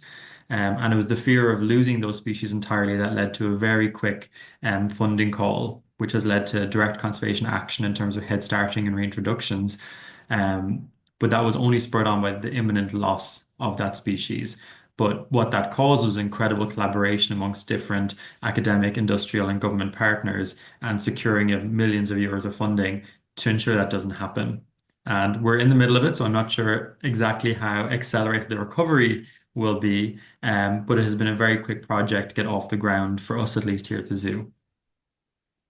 Thank you. And I think what all three of you have highlighted is, and throughout this panel, is the value of the collaborations, of the relationships, of continue working together. And then, like Andrew, your example now, when something happens, you can pull in those collaborations and work at pace to get action done, proposals written, that kind of thing. So I think it's bringing us full circle into this discussion, given all the questions I've now thrown at you. And thank you for all your insights and the knowledge that you've shared, your experiences. I myself have learned a lot, and I hope everyone watching has. I'm actually going to ask our first set of speakers to join us online again. So Truyong and Joseph, and I believe Tilla Raimondo is online because Maklodi had to leave. I have some questions for the six of you now from our panel discussion and our earlier presentations. If we've been talking about, well, we have not if, but we have been talking about collaboration, and collaboration is key to this. So what makes collaboration happen? What are the barriers to collaborating? And where are you seeing these barriers? Is it more between NGOs, with different groups, experts, academia, science, civil society, or government. And I'm going to ask Carolina, if you don't mind starting this, and others can join in this as we that's quite a topic to tackle. Yes. Well, I think one of the difficulties of collaboration sometimes is just to find, like the spaces to speak and to know what others are doing. Like sometimes you go in your everyday work and it's difficult to find who you should do approach, or who are the person, who are the organizations that are working in a place. And then you continue work without knowing that there are important job being done, tools that could make your work more easy. So I think that is difficult. How can we actually make knowledge and experience flow more easily in the network without implying this like getting a lot of meetings or because everyone is like very busy. So I think that's something that we need to do. Is it like to newsletter? Is it through like several periodic questions, having those webinars, organizing that can make people know what is happening, and that you can actually approach someone that may be very useful on what you're doing. So I would think that one reason. Also, how to unify efforts, like funding is limit. And it's very useful to know what are you doing. And in that, I think the technical support centers of the CBD can be useful at the international levels, because many countries have similar issues. We have workshops with Zambia, with colleagues at Mexico and other countries, and we have similar difficulties in terms of platforms, user information, experience. And that is also how can we speak together. If we have a common need, how can we make it visible and see if together we can find funding for that. Thank you, Carolina. And I think since you mentioned working with Sandy, I'm going to turn to Tilla. If you could share with us your thoughts on where have you seen the bottlenecks in collaboration and the possible solutions to this?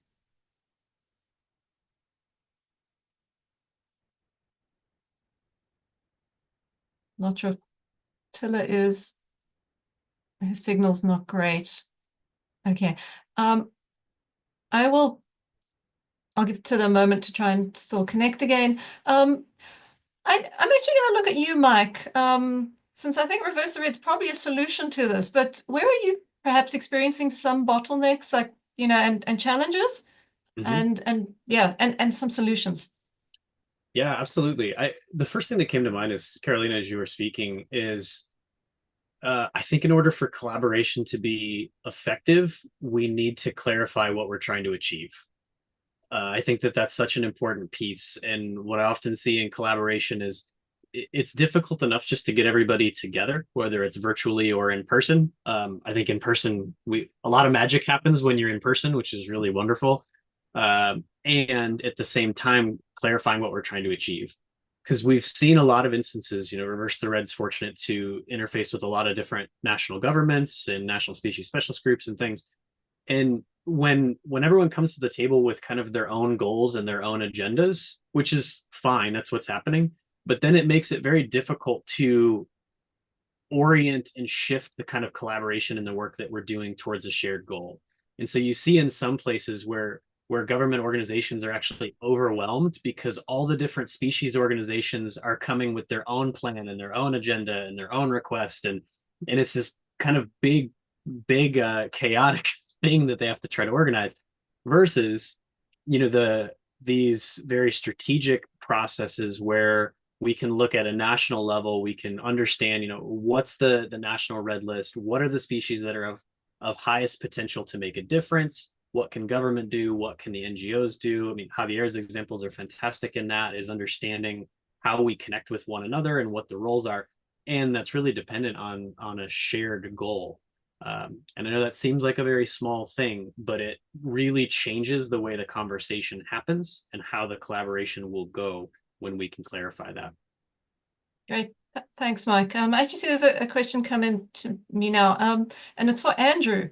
So, Andrew, are there any new promising technologies or innovations that you've seen obviously with species that you've been working on, that you feel this is the way we should be going, something that's new on the scene?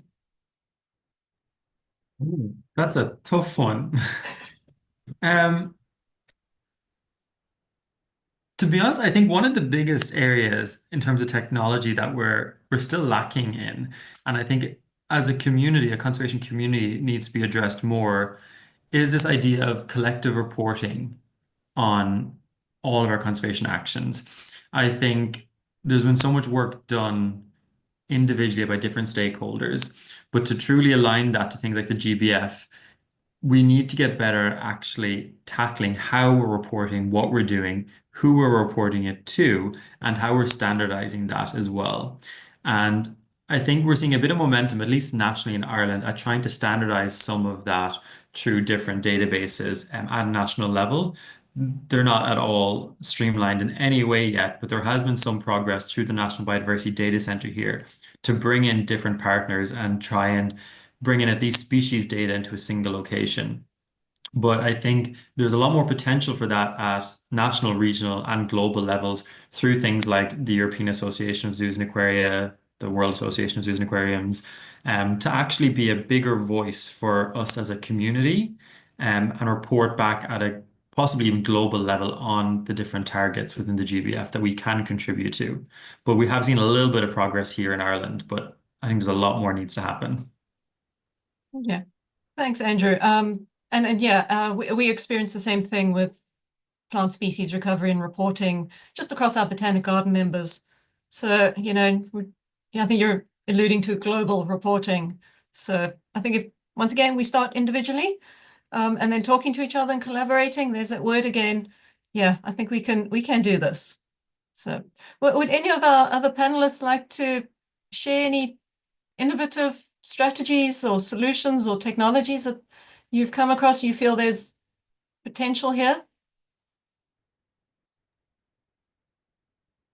Yes, yeah, I think that one thing that is also very important and that we're seeing or we're thinking about it is how to standardize and also publish population information, because we know that at least the targets and indicators of the global biodiversity framework are becoming very explicit on how to measure success on species. Now, it's not that presence and distributions that we already made a great progress globally on data and standards platforms, but now we need to move to other conditions of the species that are populations, genetics.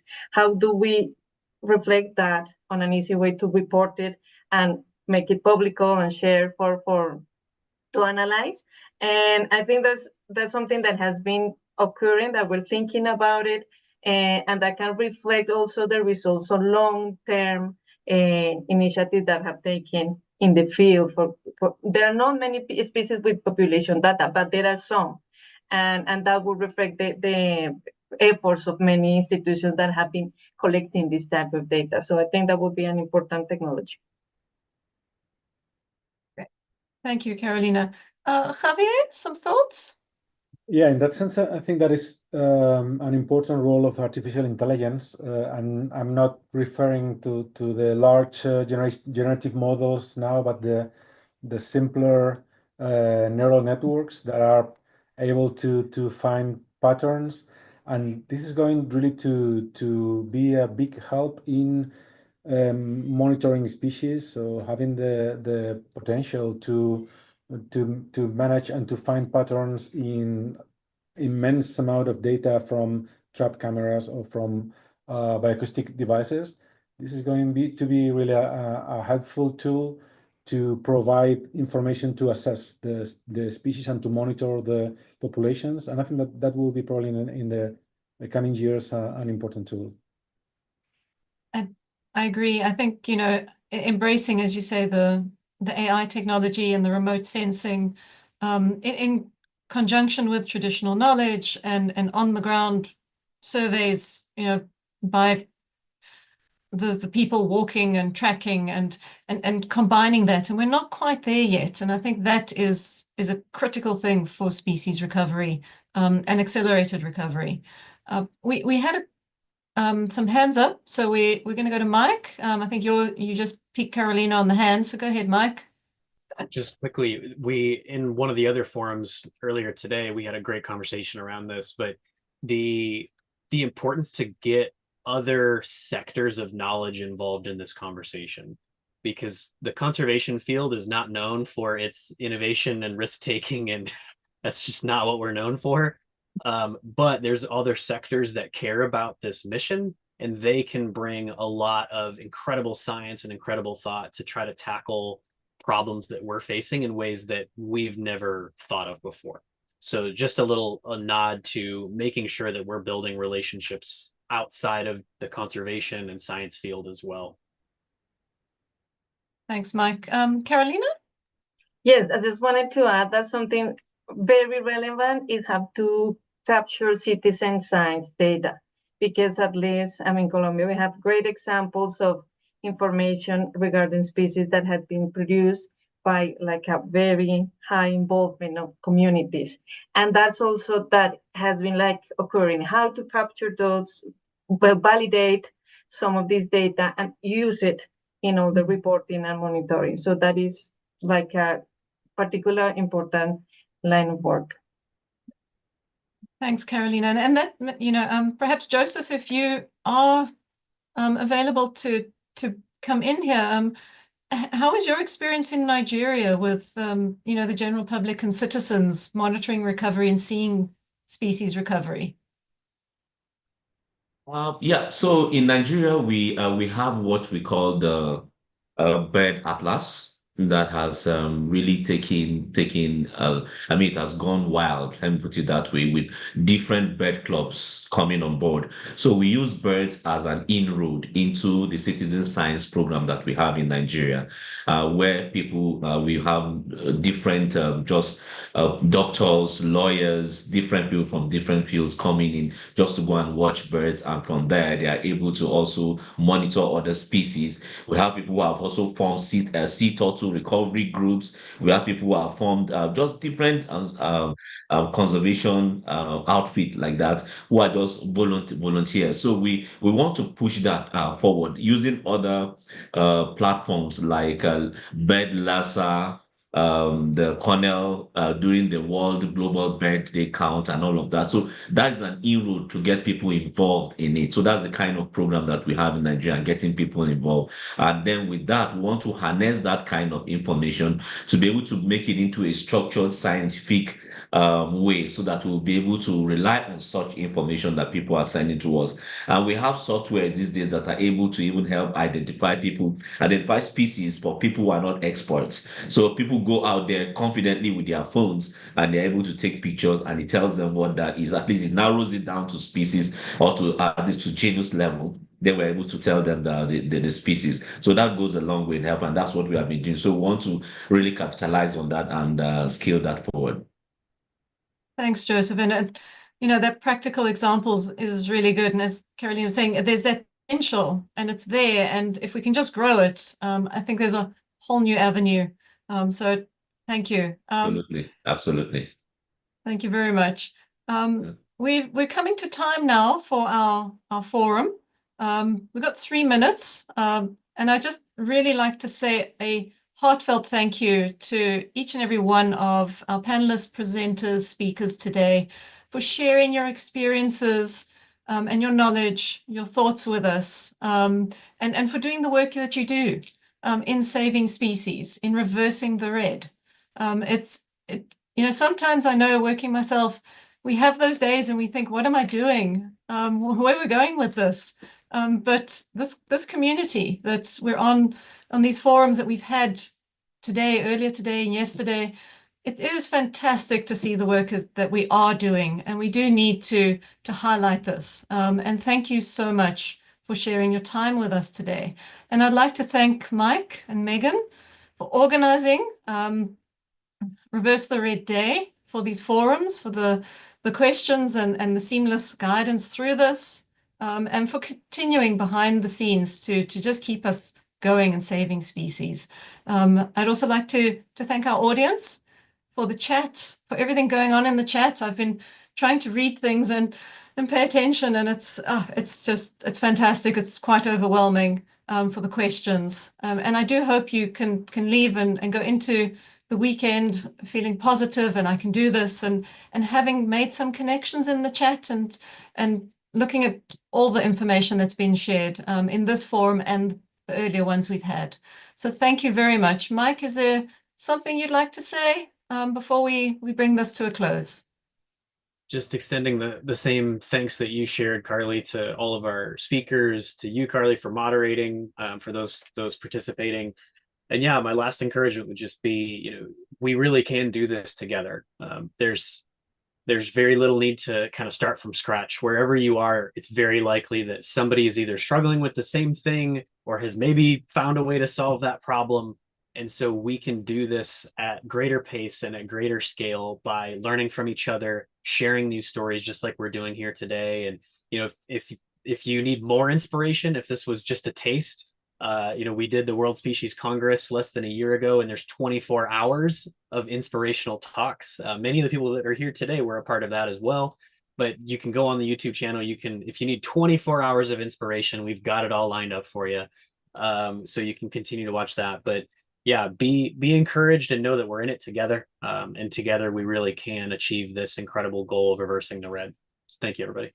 Great. Thank you. Thank you, everyone. And yeah, continue the good work. Thanks, Thing. Bye.